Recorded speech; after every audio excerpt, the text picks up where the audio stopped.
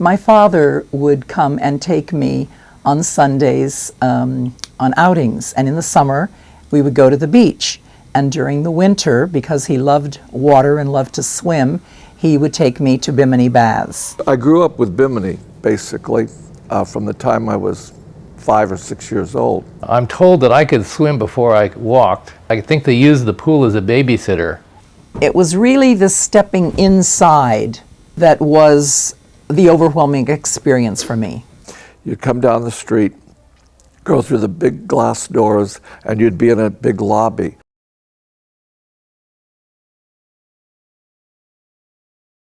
To your left would have been the stairs going up to the gymnasium, and downstairs to the left would have been the little cafe, which included things like a jukebox, and I think there were some amusement machines in there.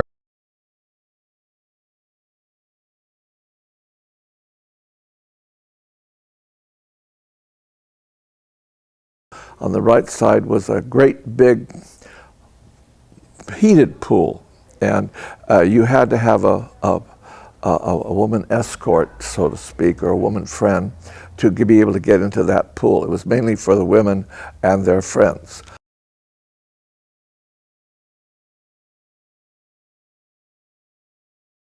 We swam, you walked around, you tried different pools, there were different water temperatures, a pool for children, a little bit longer distance pool, so and there were families, lots of families.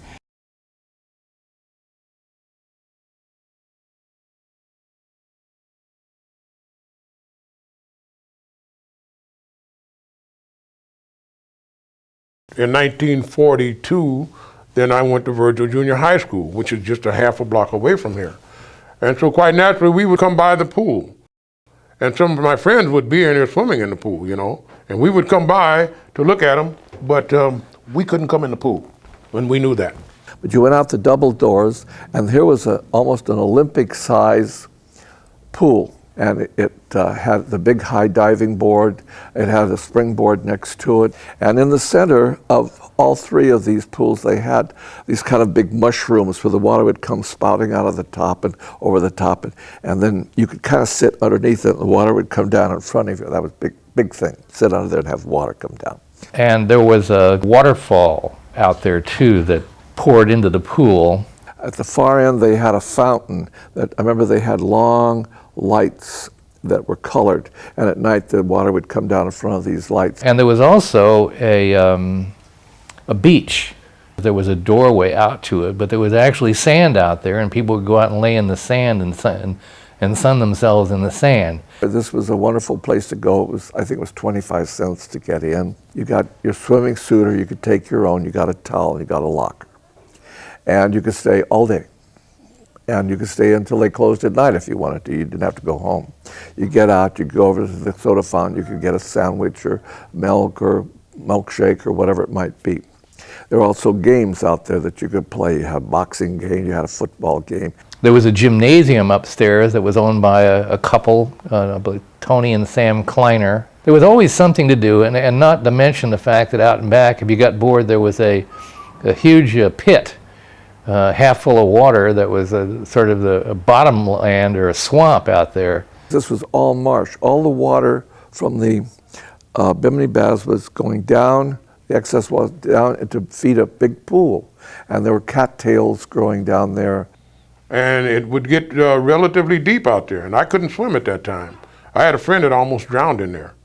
And because we had, from the railroad track, they would come and work on them every now and then, and they would take the ties out, and they would leave them. And a couple of guys got together and put some boards on them and make a raft. And one of my friends was on one, and some other guys was splashing water on him, and his tilted, and he went into the water, and he couldn't swim either. And he was going up and down, and he might have drowned if it hadn't been for one of my friends that jumped in, white guy, and pulled him out. And because I couldn't get him out.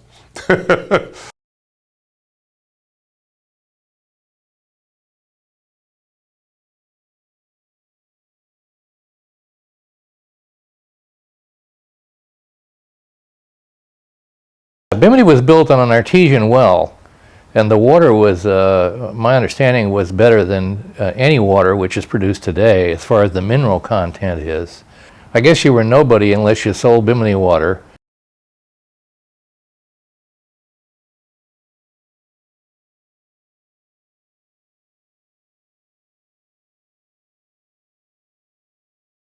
In 1945, I went into the Navy and did my time. World War II ended. I got honorably discharged, came home, and at that time, there was a group, American Youth for Democracy, which was like a forerunner to the ACLU, and they were picketing in order to let the blacks come into the pool. This was approximately 1947, 48, but it never happened. And they picketing, they had petitions, and they were marching up and down, picketing and so forth. But shortly after that, the pools closed, and they never reopened. Never reopened. I'm sorry somehow that Bimini couldn't have remained as the cultural center that it actually was. It was at the end of the line. You know, it was the place that people went on Saturday and Sunday, and was an important part of a lot of people's lives. And now it's just gone. You know, I miss that. Right behind here was the Palomar Ballroom, which was the third in Vermont, which was very popular, equivalent to the Palladium now or some other big ballroom. My grandmother and I used to take long walks. Now, I was 5, 6, 7, 8 years old at all this period. We'd walk down and we'd watch them dance. Well, they would come and say we couldn't stand there and look because I was too young. We would come over to the ballroom on the side, very side street here, and that was before air conditioning. They would open up the side doors, and they had put a rope there, and they had an attendant there. But we could stand there and hear all the big name bands. I saw 6 or 8 different great orchestras there. We'd go there to dance and mainly to listen. This was the music we were listening to was like the music that the kids are listening to today is a whole world in itself, but it's their music. This was our music. My parents didn't like it. Like most parents, they hate what the kids are listening to. But I was attracted to the Palomar Ballroom because of the band that were there. I could hear them, see them live rather than just hear them on the radio or playing the records. It was a huge dance floor. I think it accommodated 200 couples or maybe even more. Probably the biggest dance floor on the West Coast. They had a big marquee up there. On the marquee, they put up Count Basie was booked to come in to play at the Palomar. Somebody set it on fire. They burned it down. I remember the big ashes that went all over the place. And of course, we went down there to see the fire.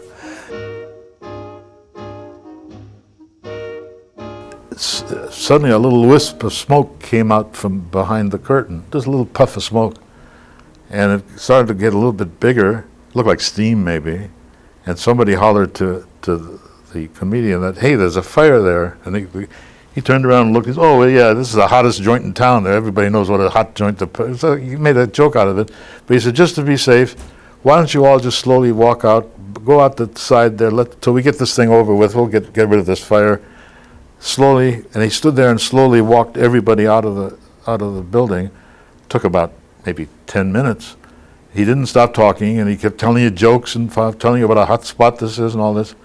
And he made sure that everybody slowly, don't rush, take your time, we'll take care of this thing, and then you can come back and hear the rest of the music. And every last person walked out of that place, and I turned around as I left the building. He was still standing on the stage, and at that time the curtains was in full blaze behind him. So he was a real hero. He risked his life to save all those people. Pretty soon the roof caved in. The building stood, the shell of the building stood, but the whole roof caved in. The flames, the sparks flew up in the air like fireworks.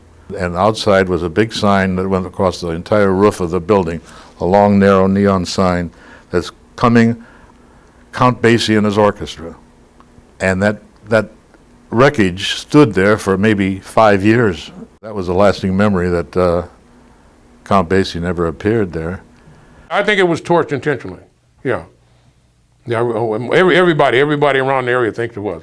Because Count Basie was going to be the first black band that ever played in there. His name was on the marquee. He was scheduled to come in, and it burned down, and it never was rebuilt. Never.